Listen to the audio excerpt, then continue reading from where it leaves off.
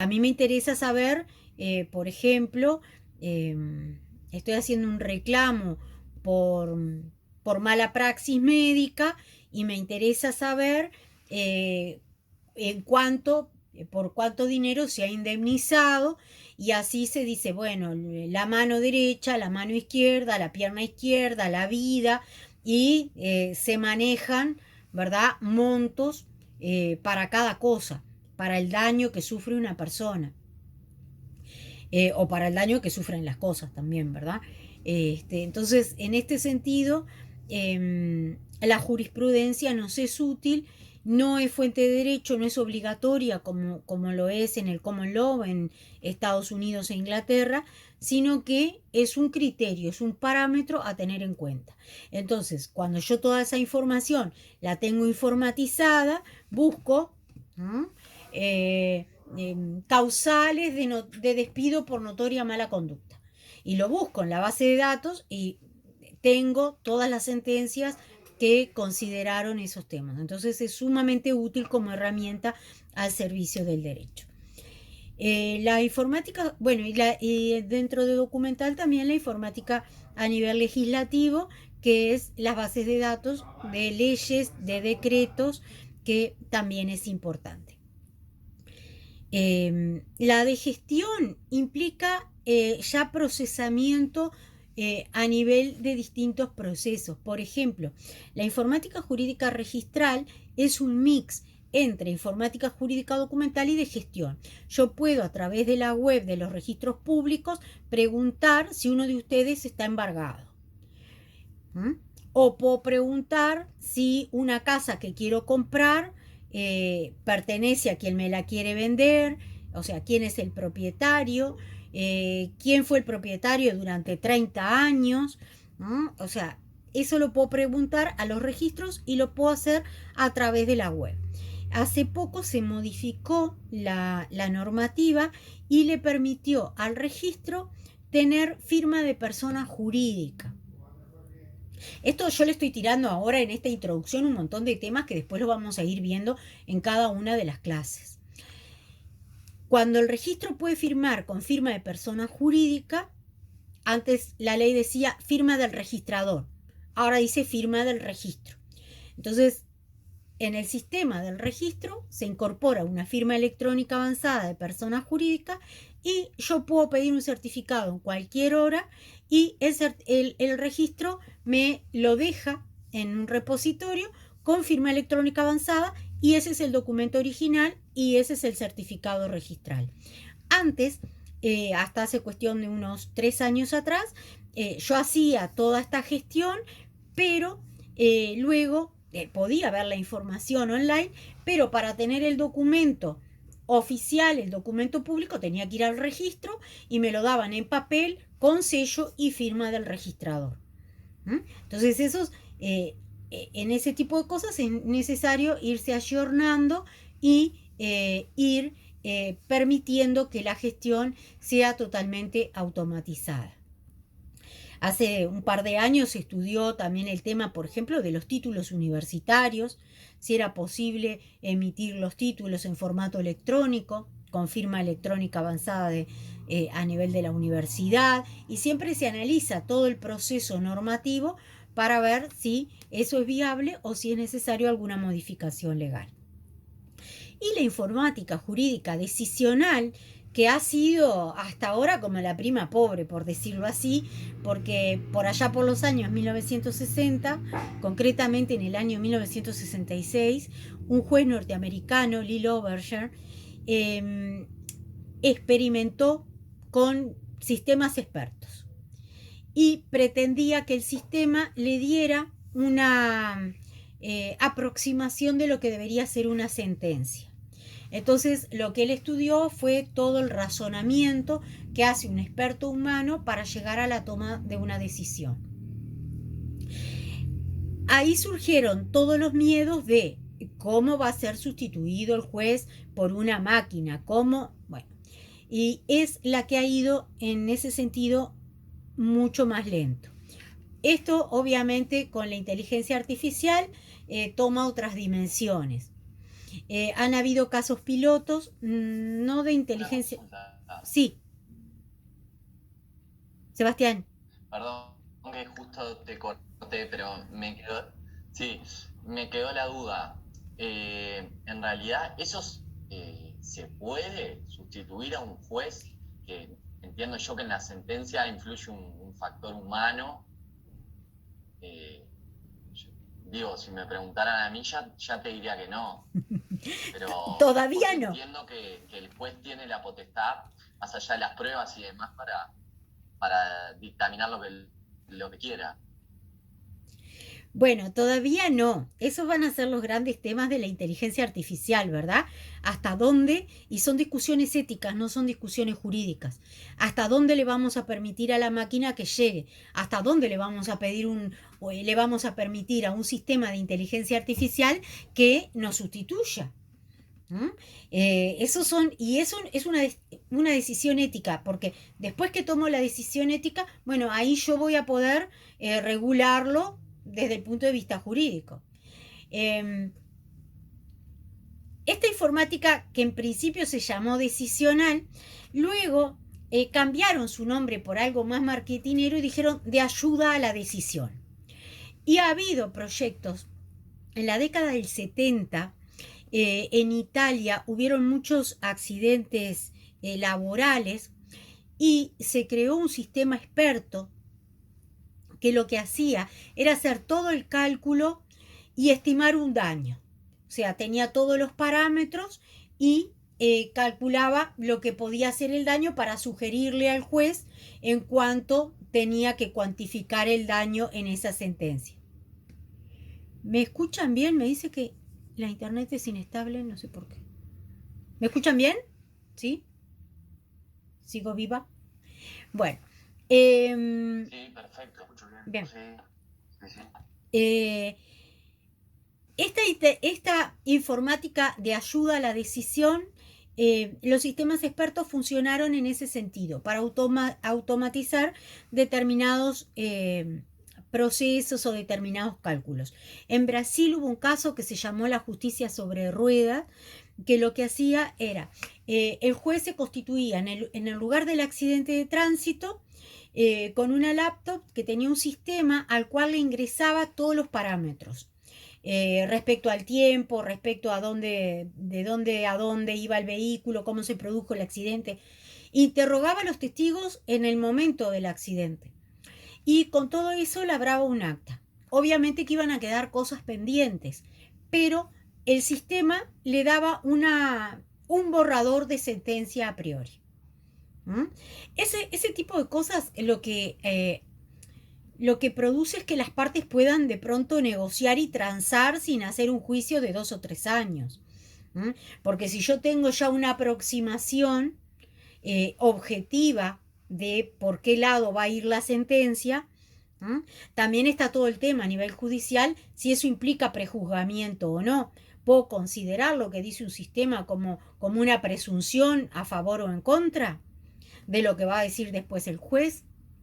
Entonces son temas que, bueno, hay que ir analizándolos y hay que ir viendo cómo suceden, ¿no? No sé si quieren hacer algún comentario. No sé, una pregunta yo tengo. No sé si entra dentro de este sector de informática jurídica o sería algo más informática legislativa. El año pasado surgió en Uruguay, que no es nuevo, ya está en el mundo, el partido digital, que era donde Sí, lo de la propia población podía votar o dar su opinión sobre lo que se trataba en las cámaras. ¿Eso es decisional o esto no es informática jurídica? eso ¿Otra sería de herramienta? gestión. Parlamento es un mix entre documental, porque obviamente está todas las bases de datos, de todas las leyes, de todo, ahí hay un mix en la gestión, porque si ustedes entran a la página del Palacio, por ejemplo, tienen todos los repartidos, cómo se va realizando el proceso de gestión de la ley. La posibilidad de incorporar el voto de los parlamentarios no es decisional, también sería la de gestión. ¿Por qué? Porque decisional sería que se planteara a un sistema, en la decisional siempre decide un sistema, nunca decide un humano. para hablar de informática decisional, hoy por hoy es sinónimo... de gestión de voto, en realidad. Claro, claro. Pero la voluntad que se está expresando es la voluntad de los parlamentarios. ¿Alguna duda hasta acá? Esto de la informática, de los sistemas expertos y demás, hoy pueden escuchar hablar de la legislation as a code. Está muy de moda. El D9, el grupo de países con alto nivel de informatización. ¿Saben lo que es el D9?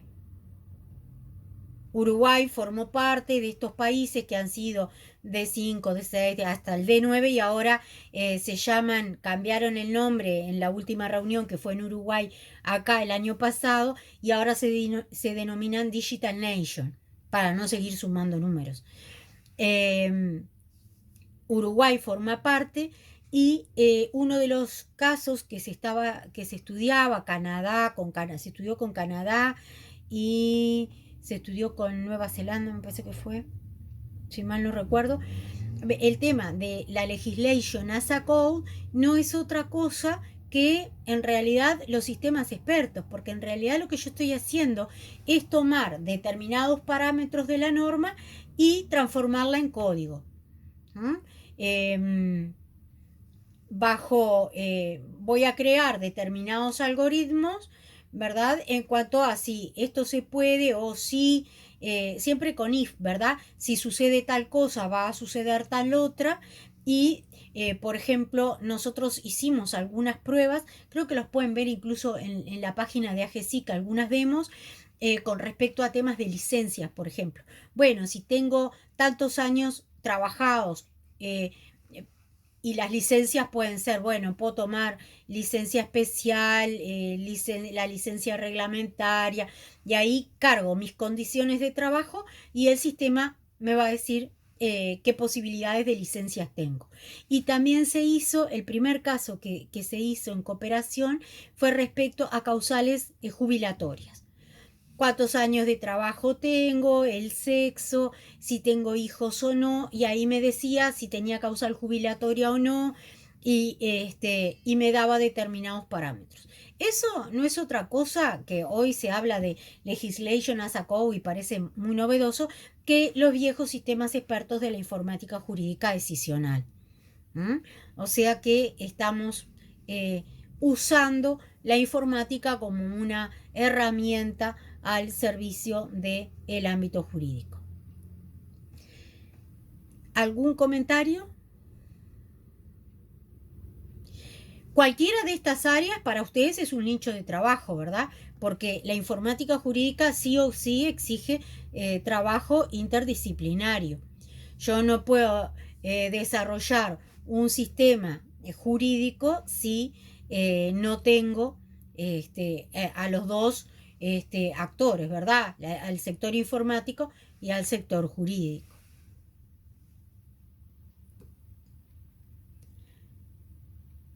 Y ahora la evolución que les contaba hoy, de que el primer derecho que surge signado por la tecnología, que desde el punto de vista de lo que es el mundo tecnológico, podemos decir, ya es un derecho tradicional, es el derecho de las telecomunicaciones, que surge a fines del siglo XIX. Claro, si lo pensamos dentro del mundo jurídico, donde el derecho civil viene del derecho romano, es un derecho muy nuevo también. Por otro lado, década del 60 surge la informática jurídica, el derecho informático, y a fines del siglo XX surge el derecho telemático. El derecho informático surge a consecuencia de la invención de la informática y el proceso de pasar de los grandes centros de cómputos con aquellas computadoras que ocupaban toda una habitación a la PC y a la generalización del uso de la informática, y el derecho telemático surge a raíz de la telemática, la imbricación entre las telecomunicaciones y la informática. Pero antes de pasar a estos derechos, vamos a hablar del derecho de la información, porque la materia prima de todo esto es la información. Hoy hablábamos del procesamiento electrónico de datos como el gran cambio que se producía, la tercer gran transformación que se producía a nivel jurídico. Y vamos a hablar de que información significa dar forma e información es un conocimiento organizado y comunicable. Y en los procesos de comunicación vamos a tener que tener en cuenta que vamos a tener un emisor, vamos a tener un receptor y vamos a tener un canal. Y eso está como en la base de todo lo que vamos a ver a nivel ya sea de telecomunicaciones o de telemática. El derecho de la información está compuesto o se subdivide por dos derechos: el derecho a la información y el derecho sobre la información. La información, entonces, la podemos ver como un derecho de la personalidad, el derecho que tengo a recibir información veraz, y desde un punto de vista patrimonial. Siempre le pregunto a los estudiantes de Derecho, ¿la información es un bien? ¿Qué piensan ustedes?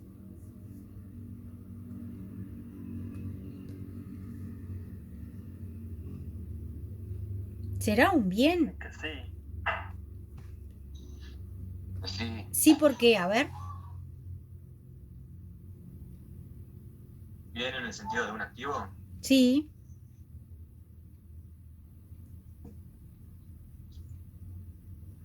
Tiene un valor, Porque tiene un valor.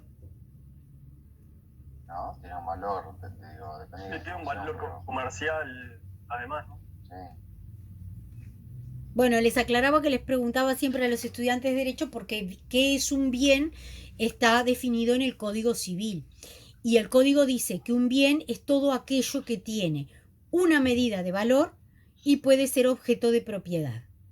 Ustedes ya dijeron que la información tiene un valor. ¿La información puede ser objeto de propiedad?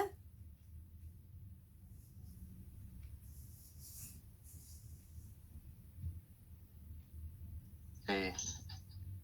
¿Sí? Yo creo que sí. ¿En qué casos Sí. puede ser ¿La objeto de información propiedad? personal? ¿Cómo? ¿El dato personal, dijiste? ¿Información personal? Información personal es Sí, otra. bueno, mire, ¿no? Información clínica, por ejemplo, no sé. No, esos son datos personales y los datos personales no son de mi propiedad, son inherentes a mi persona. Por eso se dice que es un derecho humano. Y ahí tenemos que distinguir. El derecho de propiedad sobre la información, el ejemplo clásico son los derechos de autor.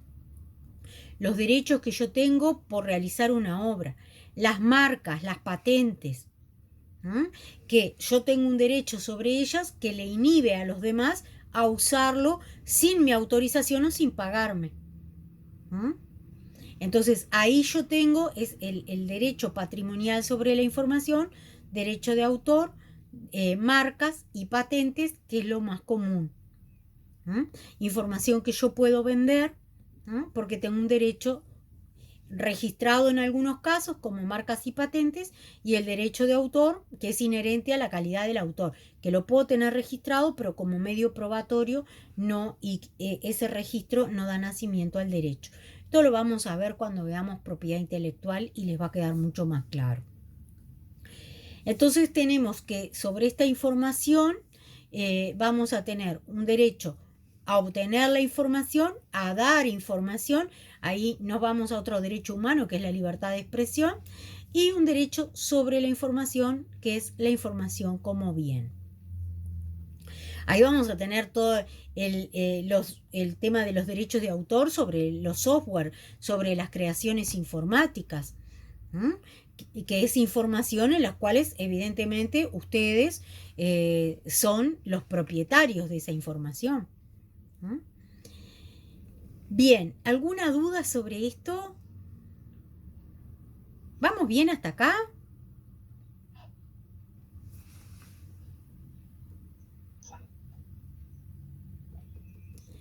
Vamos bien. Vamos Yo bien. tengo una Vamos duda bien. respecto a esto último. Vamos bien. Bueno, a ver.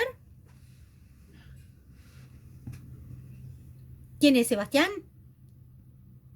El hecho, por ejemplo, de registrar Sí. El hecho, por ejemplo, de registrar, no sé, una canción, suponete, ya que estábamos hablando de los derechos de autor, implica que yo, desde el momento en que la registro y es de mi propiedad, tengo la obligación de darla a conocer. Si alguien la pide, por ejemplo. No, el derecho de autor, lo vamos a estudiar bien en próximas clases, tiene una doble faceta, una faceta moral y una faceta patrimonial. Si yo escribo una canción, esa canción, yo soy el autor desde el momento que la escribo y tengo derecho sobre ella desde el momento que la escribo. No necesito registrarla. El registro en la biblioteca de derechos de autor lo que me va a dar es una fecha cierta. Cuando yo quiero probar que esto yo lo hice antes de que tú lo sacaras al mercado, supónganse que alguien la canta y la empieza a distribuir por internet y yo digo, no, esto se interpretó en tal momento, pero yo ya la tenía registrada desde tal fecha. Entonces el registro me sirve como elemento probatorio. El derecho moral me da facultades sobre la obra. El derecho patrimonial, obviamente, lo que me asegura es que me paguen mis derechos, que yo lo pueda enajenar, pero el derecho moral es el derecho a la paternidad sobre la obra. Yo puedo decir, esta obra la quiero mantener dentro de un ámbito privado, este libro no lo quiero publicar, tengo derecho a decir eso. Es más, tengo derecho, después que edité un libro y se publicó, puedo decir, no quiero que ese libro siga circulando más, ya sea porque cambié de opinión o por lo que sea, y lo puedo retirar del mercado, obviamente, con la responsabilidad del daño patrimonial que le pueda haber causado al editor. Pero en cuanto a mi derecho sobre la obra, yo lo sigo teniendo. El derecho moral es un vínculo muy, muy estrecho, inherente al autor. Es un vínculo entre la obra y el autor que, aunque yo enajene mis derechos patrimoniales, el derecho moral nunca lo voy a perder. Lo vamos a ver bien a fondo, vamos a ver toda la problemática que esto genera y por qué se decía que... Pero entonces, Sí,